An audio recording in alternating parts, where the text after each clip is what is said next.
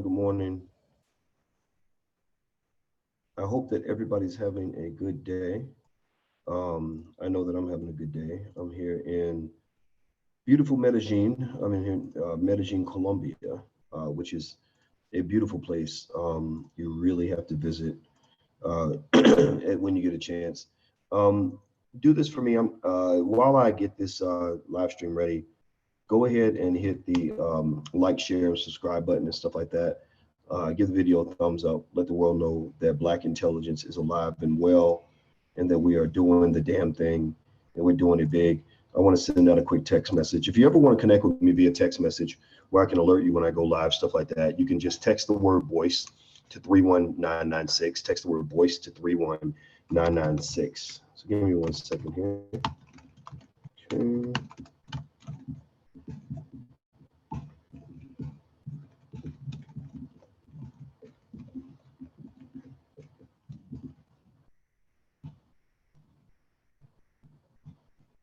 Okay, here we go. Done. All right. Okay, so let's get down to business. I'm gonna see who's in here first. Jade. Good morning, Jade Harriel. You are number one.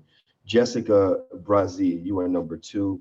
Rothy Donegan. Good morning from Tennessee. Okay, Tennessee's in the house. Remember Young Buck used to call Nashville, Tennessee, I think he called it Cashville, Tennessee.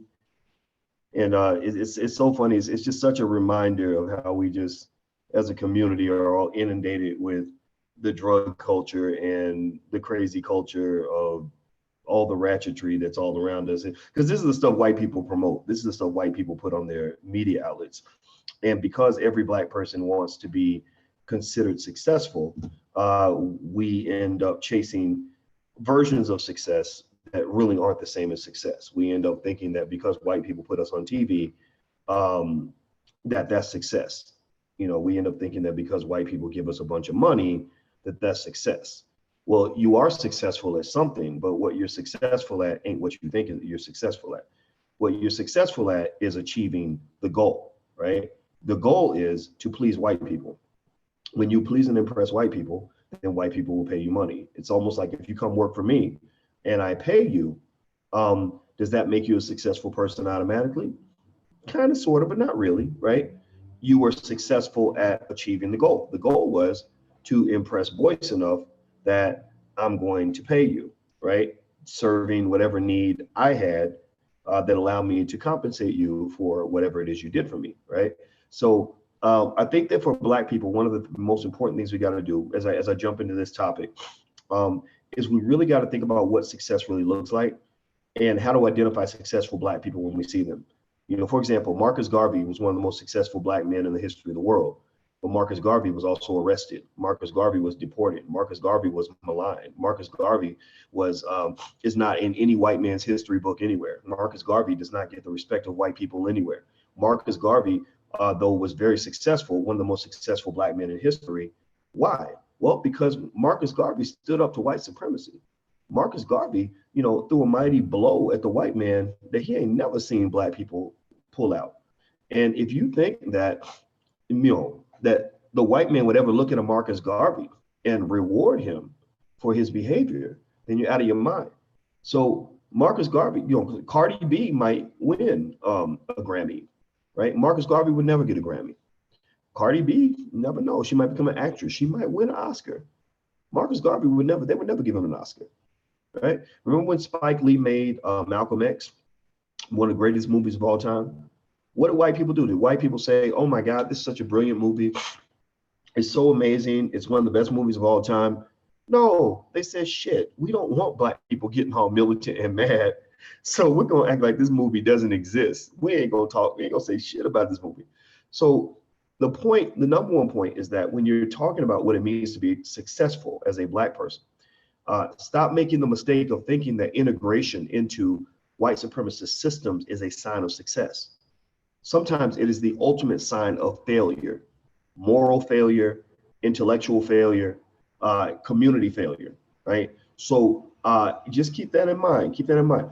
What's going on, Rashad Cheek, my man? You know, Rashad, I like you, brother. I don't even know you, man, but I'm gonna add you as a moderator. So you are now a moderator. Randomly on the live streams, I pick people to become moderators, and that's just kind of what it is. What's going on, Tina and Truth Teller? Y'all mess. Cardi B is not black. Well, she influences black people. Cardi B, a lot of the large percentage of the women I hear that talk about how much they love her, they're black. I know little girls, little 9-year-old girls who look up to Cardi B. They literally consider her to be an inspiration. I know a lot of schools in the hood in black neighborhoods where if Cardi B was coming there to speak, the children would get very excited.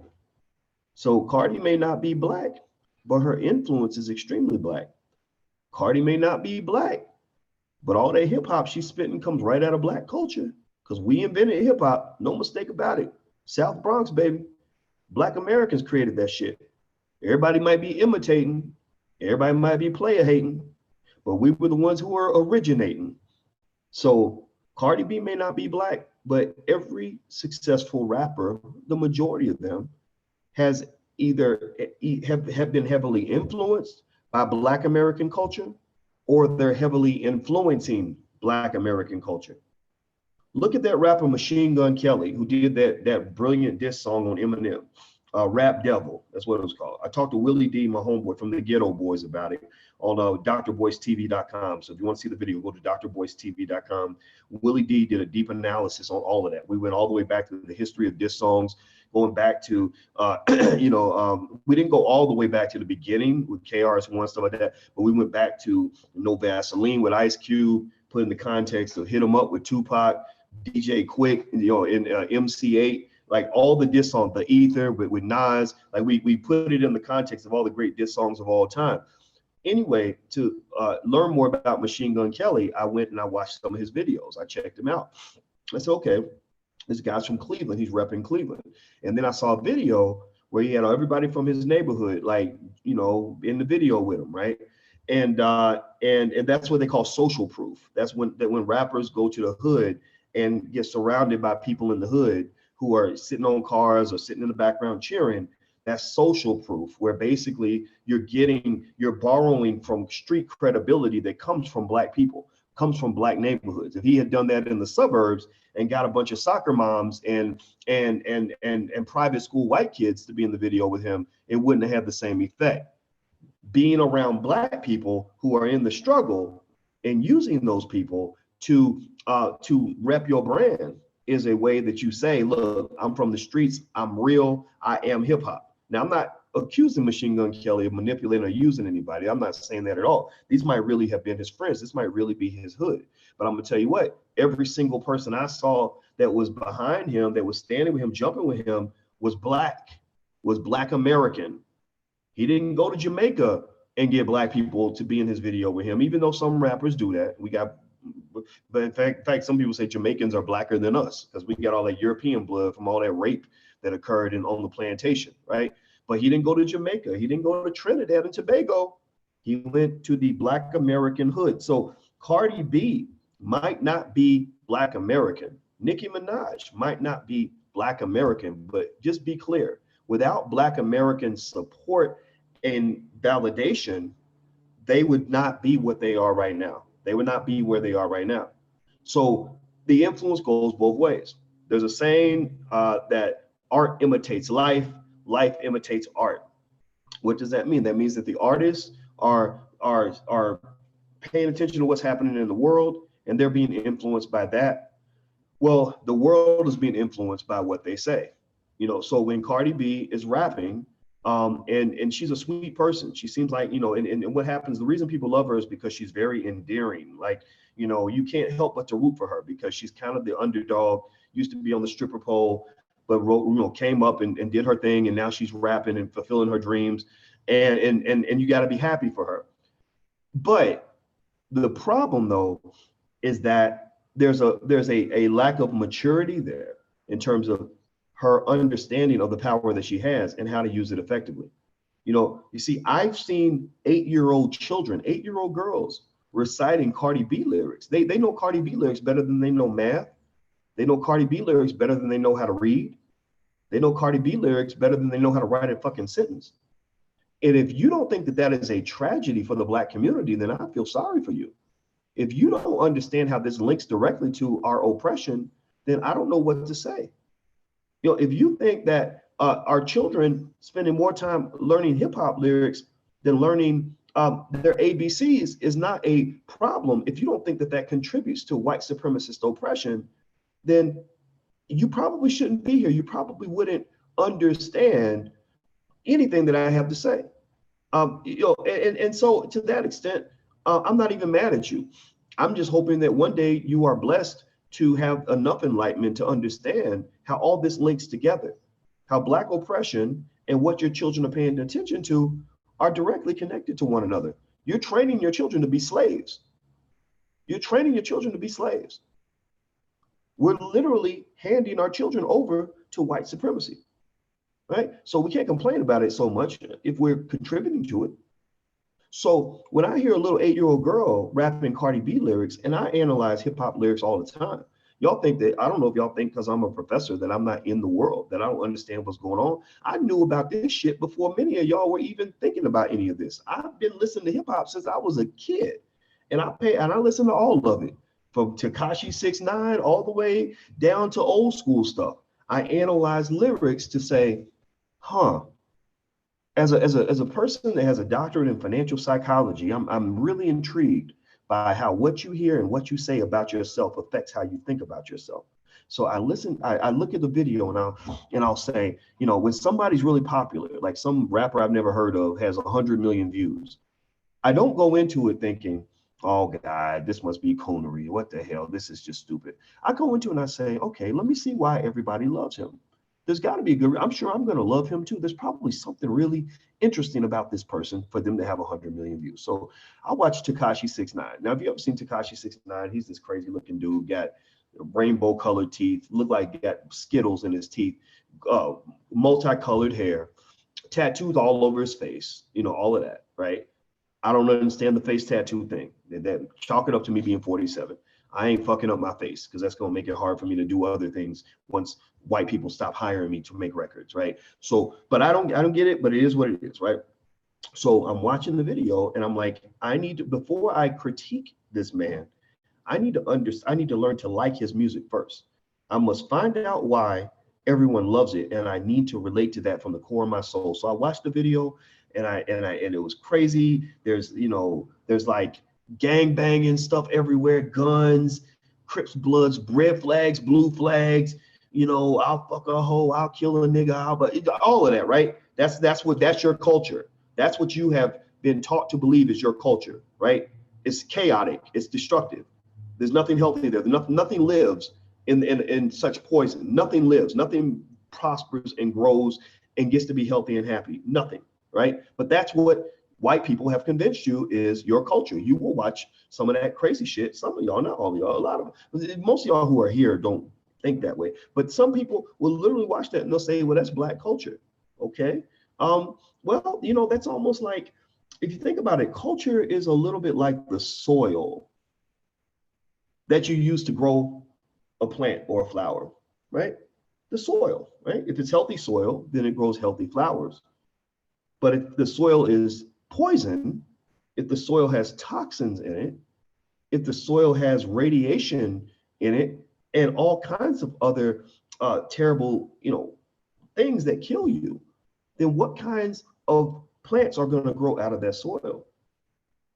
Unhealthy plants, poison plants, toxic things, right? And so when you allow other people to tell you that ratchet, crazy, ridiculous music is Black culture, what you're really saying is that we are toxic people because we come out of toxic soil.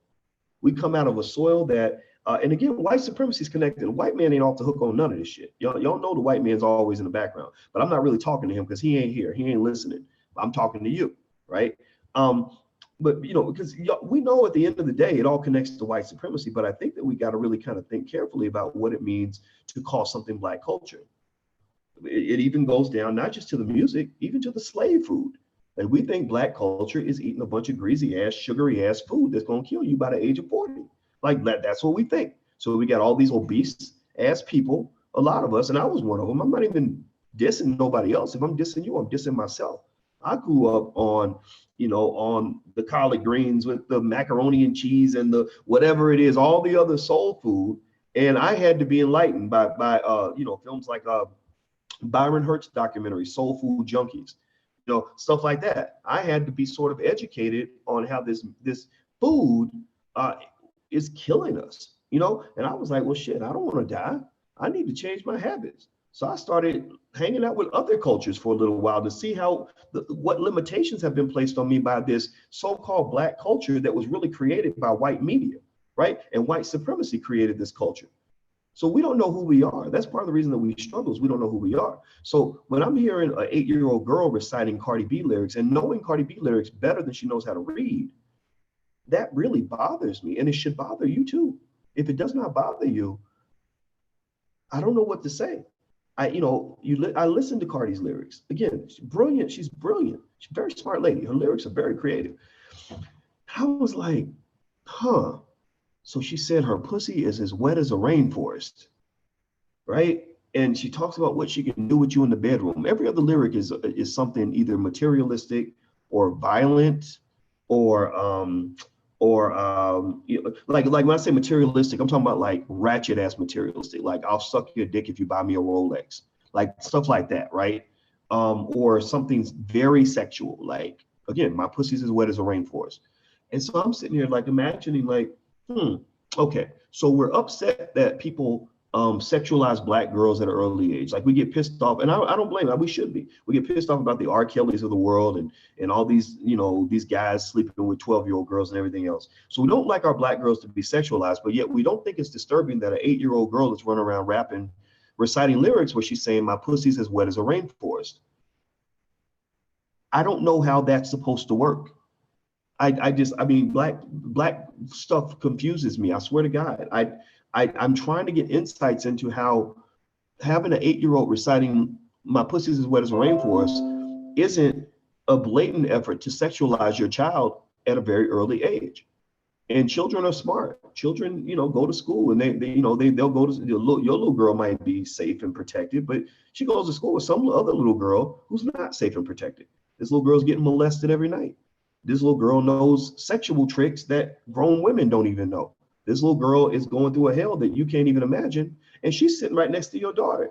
And she's going to explain to your daughter, oh, well, when Cardi says my pussy's as wet as a rainforest, let me show you what that means, right?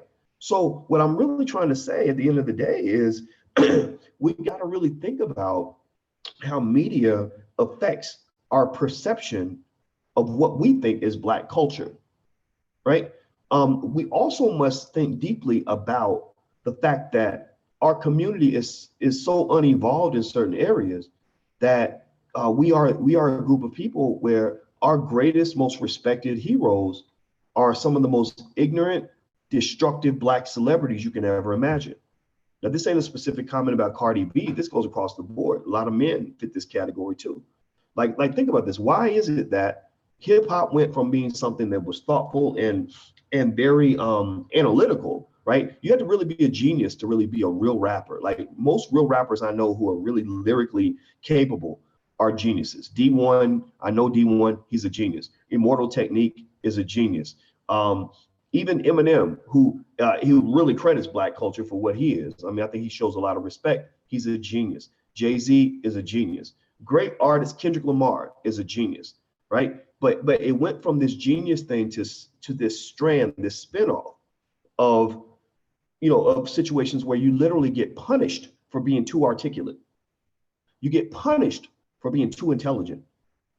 When you make a song and you push people to a higher consciousness, you're a J. Cole or something, people say, well, no, Black people ain't gonna get that. Black people ain't gonna, you being too intelligent, Doc, you being too smart, Doc. Well, I'm like, well, what's wrong with being intelligent? What's wrong? Wait, is there something wrong?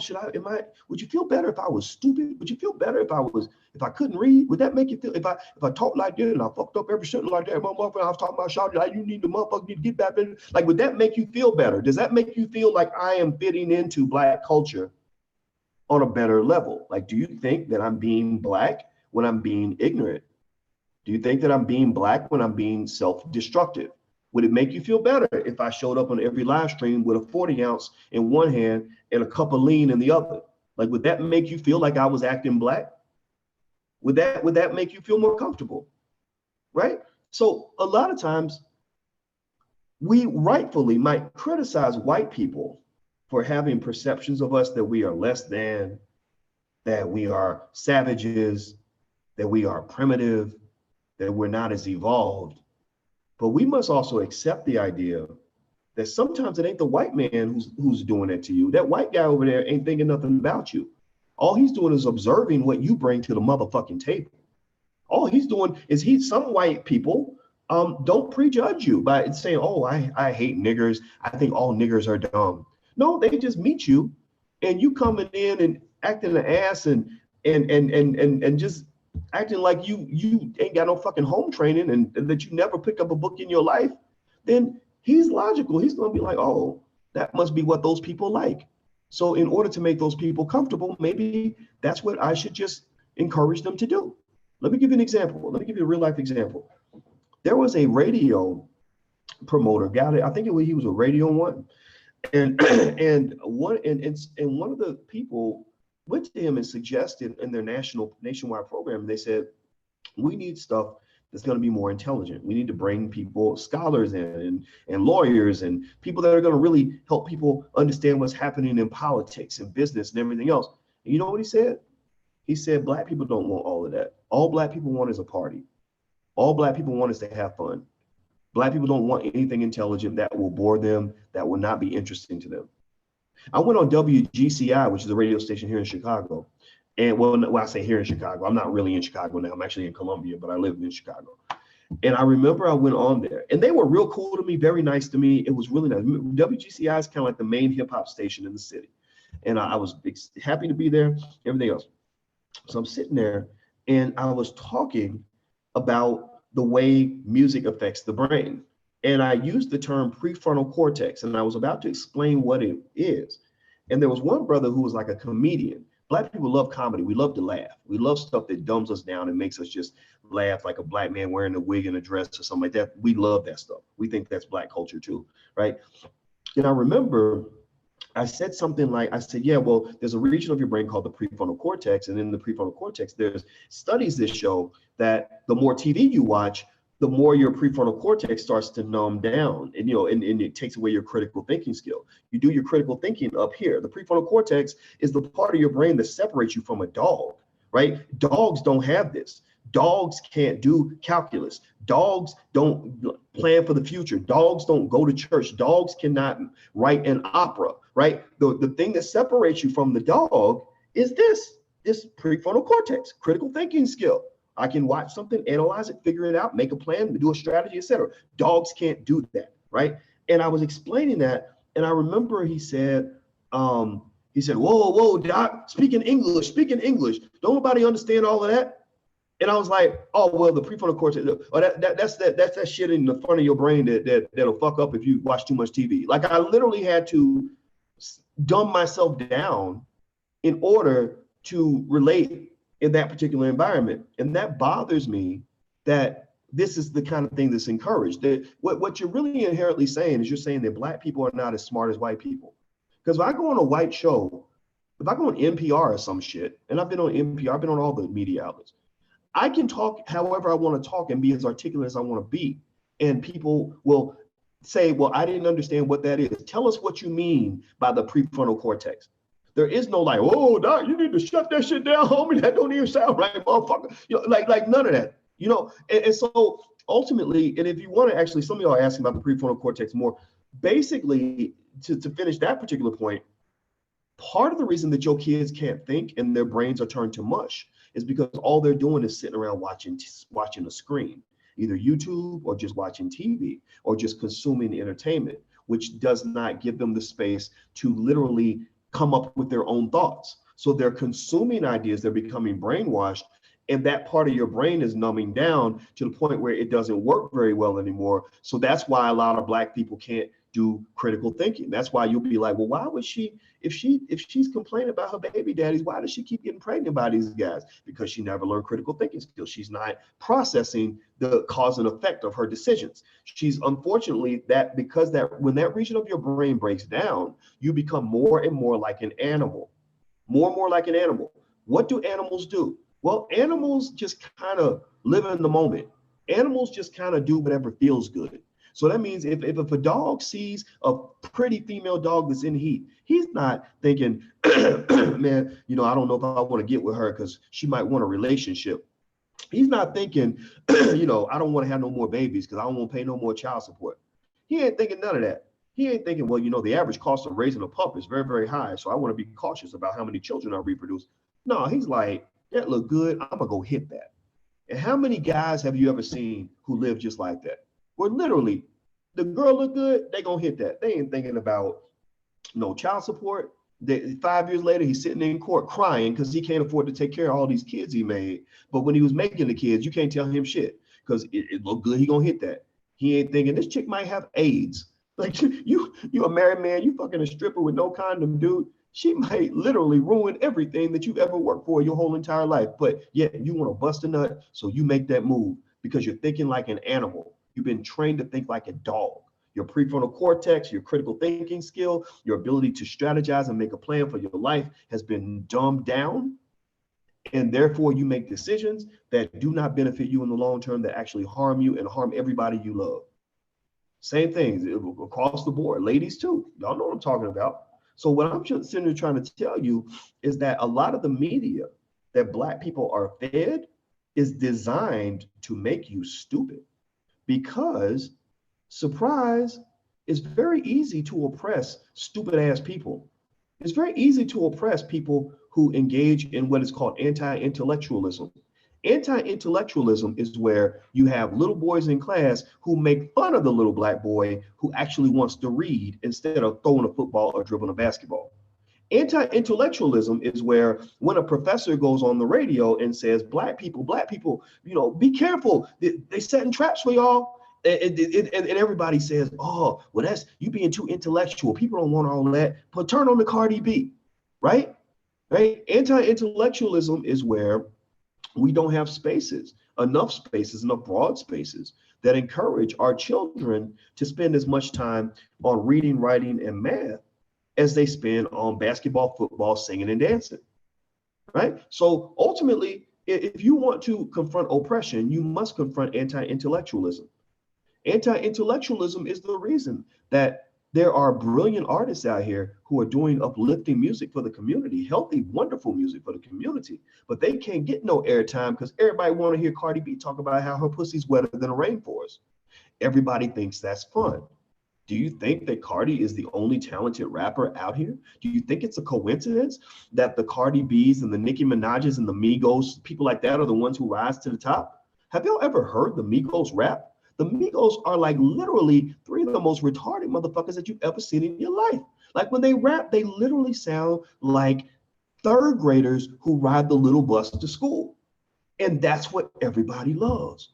That's what we think is Black culture. And it ties right back into oppression.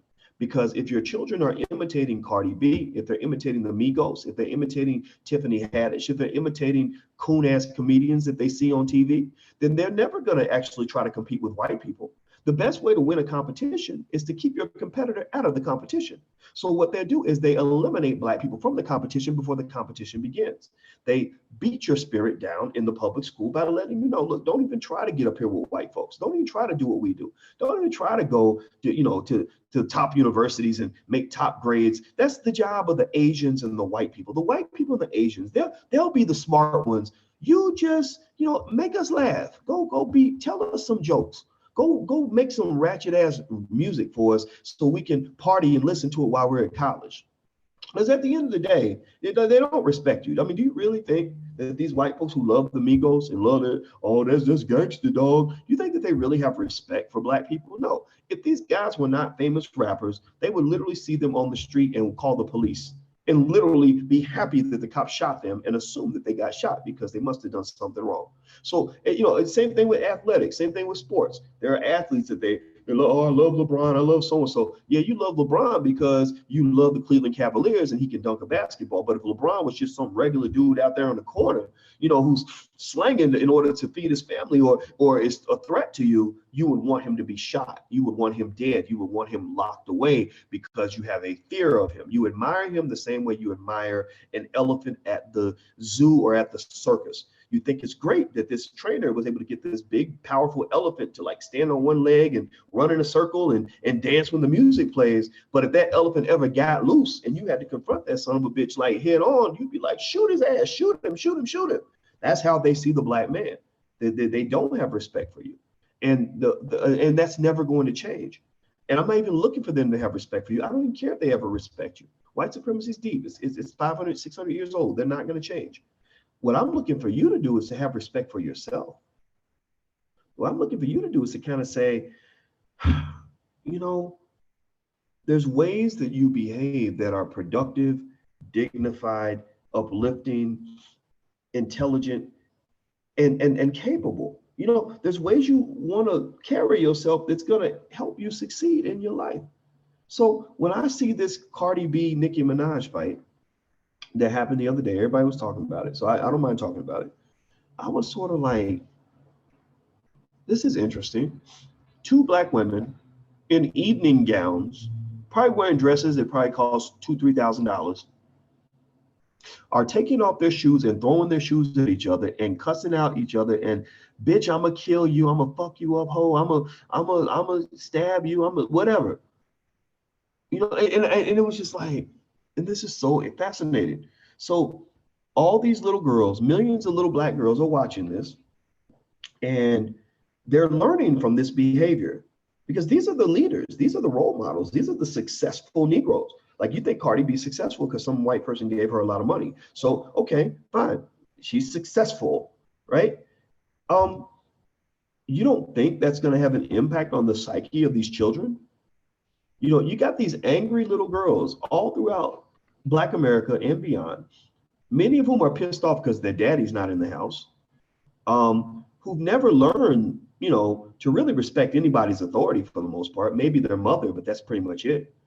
And they're going out into the world where everybody's fucking fighting. Like, that literally, sisterhood is not at the top of the agenda.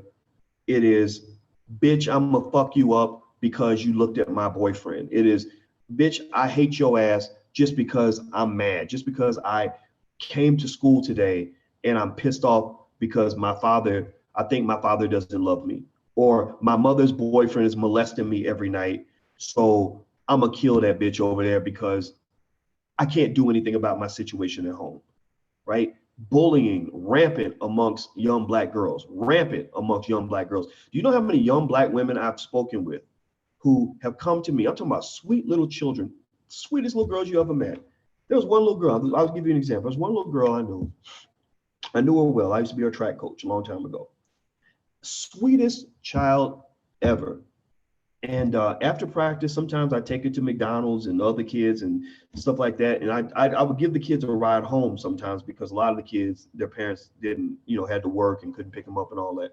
So I remember noticing, like, as she got older, she started changing. Like, when she went from middle school to high school, she kind of just had this mean streak.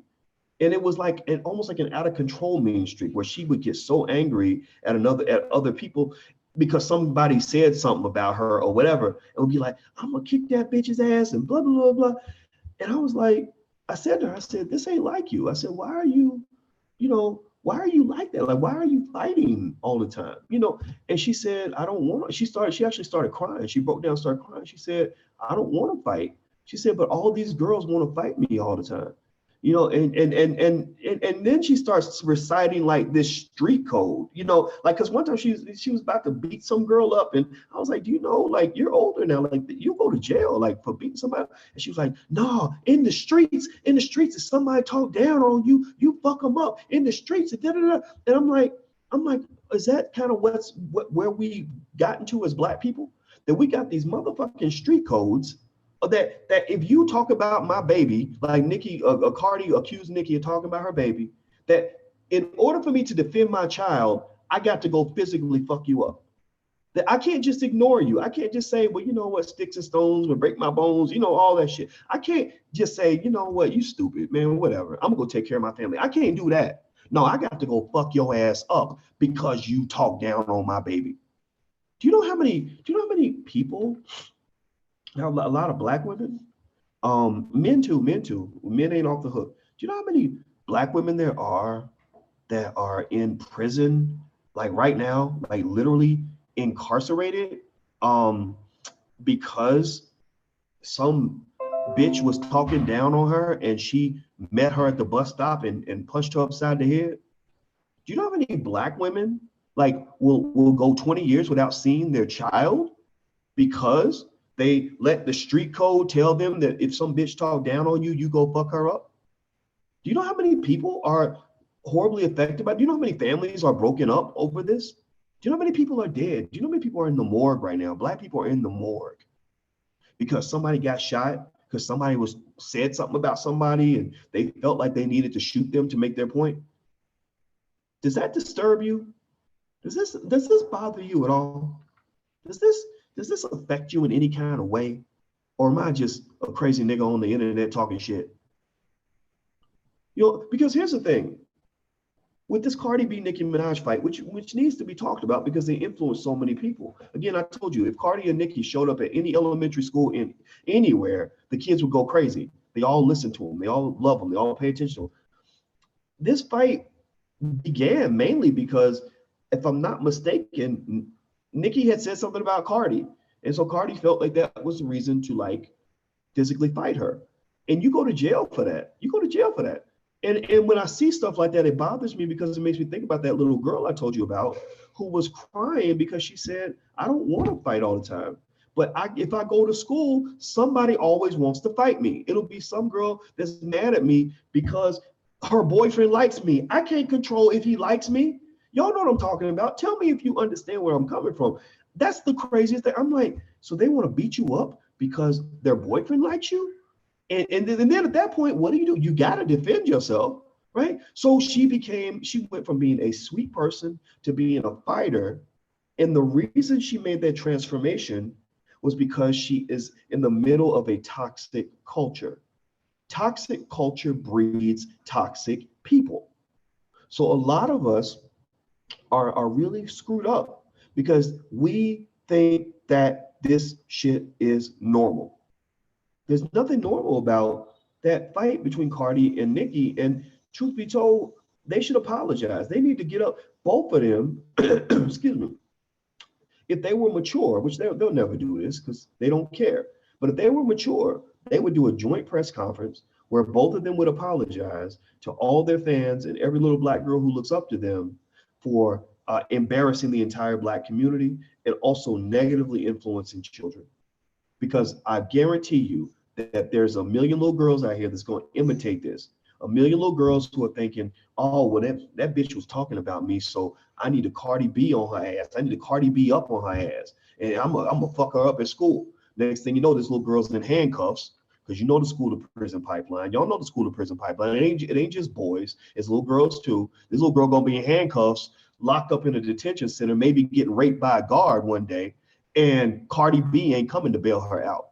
Nicki Minaj ain't coming to bail that little girl out. She's going to experience the consequences of her behavior because you don't live in a world where you can run up on somebody and kick their ass because they said something about you that you did not like. Children are easily influenced. That's what I got to say. I remember when I was 5 years old and I watched, this is to give you a weird example of how kids are influenced. I was watching this old show called Gilligan's Island. Anybody remember that show? And on Gilligan's Island, I was 5 years old now. This is the mind of a 5-year-old, and who was going to eventually get a PhD, right? So I was probably a pretty smart 5-year-old, right? But I was a kid. And on Gilligan's Island, in this episode, Gilligan took an egg and he put the egg in his mouth and it came out his ear. And then he put the egg in his ear and it came out his mouth, right? So I thought, I kid you not, as a 5-year-old, in my little 5-year-old brain, I thought that if I put something in my ear, it'll come out of my mouth. So I took a roll of toilet paper. I took some toilet paper, rolled it up, and got it wet, and I shoved it in my ear. And you know what happened?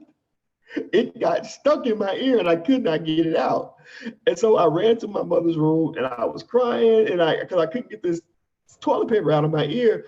And she had to take me to the doctor. The doctor had to go in my ear and spray some water and pull this thing out of my ear. And I laugh about it. I'm like, what the hell would make me think that putting something in my ear would make it come out of my mouth? Well, that's how easily influenced children are. So as adults, we must be responsible for what we say in front of those kids. We must be responsible for what we do in front of those kids. We must be responsible when it comes to what we expose those children to, because they will take shit to a whole nother level. They will take shit more literally than you think. So a lot of people will be like, oh, it's just music. It's just music. Yeah, when she talks about, I'm gonna pull a machine gun out and blow up your whole family or whatever, like, oh, that's just music. It's just entertainment. Yeah, that's because you're looking at it from the mind of an adult. You're looking at it as a 35-year-old. Of course it's entertainment. You ain't gonna go get an AK and blow nobody away. But if I'm 8 years old and I'm reciting your lyrics over and over again, I'm gonna take that shit very literally. And there are lots of Black children who are in prison right now today because they acted out something that they saw their favorite rapper do. And you might say, oh, well, it's up to the parents to tell them different. That's a cop out. Get out of here with that dumb shit. Because at the end of the day, children in many cases will listen to things that are cool before they listen to things they define as being corny. A lot of times, parents, I know good parents who talk all day to their kids, talk to their blue in the face, but they look at their parents like they're corny. They look at Cardi B like she's cool. So at the end of the day, and then some kids, they ain't even got no damn parents. Some of their parents are locked up or whatever, right? So Cardi B, Nicki Minaj, I stick by this point. They owe the whole Black community an apology. They owe an apology to their fans. They should get on TV, suck it up, be real women, stop acting like little girls, be real women, get together with that woman on a stage, give her a hug and tell her that we are sisters. And my God damn it, with all the damn sexism that already exists in hip hop, why can't the two most powerful women in the industry get along? Why can't they find a way to work through their differences and fight the real enemy, which is all the men and all the institutions and all the racism that wants to keep you down? That's the part that bothers me the most. That's the part that bothers me. So anyway, I'm going to go. Quick reminder, the All Black National Convention happens at the end of this month. If you resonate with any of the things that happen on this channel, the convention's for you. We are the types of people who are not your conventional Negroes. We're the types of people who watched the Black Panther and thought Killmonger was actually the good guy, right? So we are fighters, we are builders. We believe in developing Black institutions, educating Black children. We believe in doing it by ourselves. We don't believe in that integration is the solution for Black people. We don't believe that all this other stuff is the solution. Doesn't mean integration is wrong. It just means that we don't think that that's going to be the pathway for power. We actually want to build things. So if you want to come and learn how to build, if you want to be around other builders, come to the All Black National Convention. It's going to be in Philadelphia the weekend of September 27th. You can learn more by visiting allblacknationalconvention.com. That's allblacknationalconvention.com. There's a link near the bottom where you can actually check out the live stream in the event that you can't actually make the convention as well. So just check it out, allblacknationalconvention.com. Also, if you want to check out any books that I recommend that you and your family take a look at, or that you have for your children in your library so that they can be exposed to Black ideas, you can go to drboycebooks.com. That's drboycebooks.com. So make sure you hit the thumbs up button, like button, share button, all that good stuff before you roll out. I'm about to roll out to this meeting, and everything I say is taken in love. So I love all of y'all especially, and I also even love Cardi and Nicki. I just want to see them, be a little bit more mature. See if you can work around this, because you're not just doing it for yourselves, you're doing it for the whole community. So, and doing it for the culture too. So, because remember, you're setting a trend. So you're literally creating the framework for other more dastardly kinds of events to happen in the future. And eventually you might run into a Biggie Pac situation where a female rapper gets killed because people don't know how to resolve their differences. Black people, one of the number one things we must learn as a community is conflict resolution. Conflict resolution must be extremely important for us, because if you don't understand how to resolve conflicts peacefully, all your relationships will fail. Like the lady said in The Color Purple, where she said, until you do right by me, she did that. Remember when Whoopi did that? She said, till you do right by me, everything you do is going to fail. Well, until we do right by each other and learn conflict resolution, then everything we do as a community is going to fail. We won't be able to build businesses because people will want to fight and kill each other because of a little dispute. We won't be able to keep families together because couples will break up over nonsense, over little stuff, right? We won't be able to work together because everybody will want to be beefing, everybody will want to be fighting, right? So we must find a way to learn how to resolve conflicts in a way that does not destroy the relationship. Rappers are not, unfortunately, right now with hip hop, there's not a lot of good conflict resolution taking place. I think Nicki and Cardi, that whole situation was just a perfect example of what goes wrong when people aren't thinking about the higher purpose for the community. All right, so I'm about to go, guys. Don't forget, you can go to drboycebooks.com if you want to check out my books and anything else. I'm out of here. Have a good day. I'll see you guys soon. Peace.